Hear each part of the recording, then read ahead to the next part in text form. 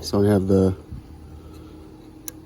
I don't fucking know what you call it, whatever that is, the pendant itself, and then I have the little copper slug of wire, and then just fucking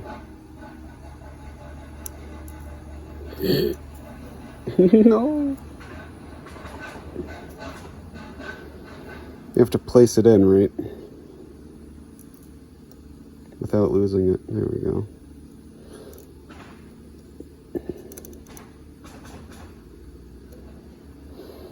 So now that's in, but there's still this weird geometry to it, right? So you take a little file and you just kind of file a bit of it away. Plus it's too high right now. It's a little too, it's too tall.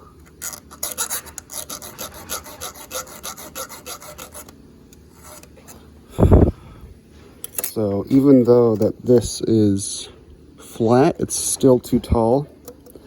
Because basically what I'm doing is making rivets, right? And I need it to be flat on both ends.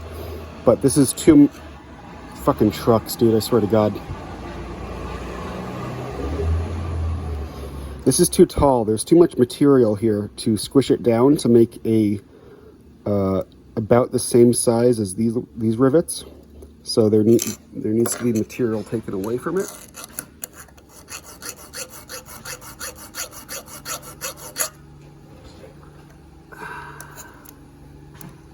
Kind of at an awkward angle right now because of the camera. So I'm trying to get that in.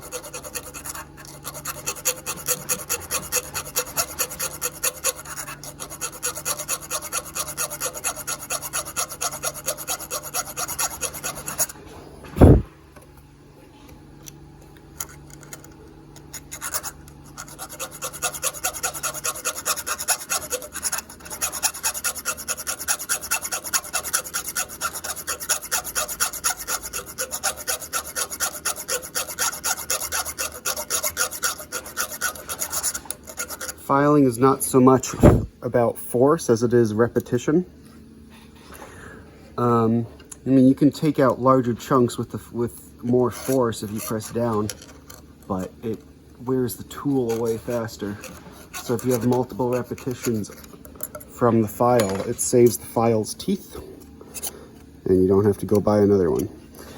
So now this is at a, why is this moving weirdly? Okay, now this is at a acceptable height. It might slip down, there you go.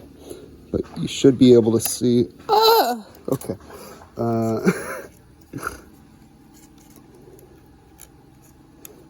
Whatever. It's kind of equidistant on either side. And the reason why this piece of metal here, the scale is here, is because I need a gap so it's not flush. Also, if it was flush, I push this metal down, and then there's no metal on the other side to push down. So I need, that's how I get the opposite force coming from this piece of metal here, rather than just doing it here, or else all the weight or all of the force from the hammer that strikes here is distributed into this sheet, right? And it only presses down on this top rather than both sides getting it striked. So we'll see if the hammer blows shake the camera or not. So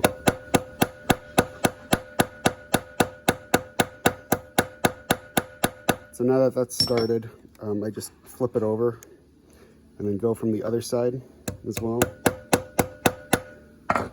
And then around a little, so around here is when I get rid of that. And then I can start doing it on both sides like this and just kind of go back and forth. Sorry for the noise.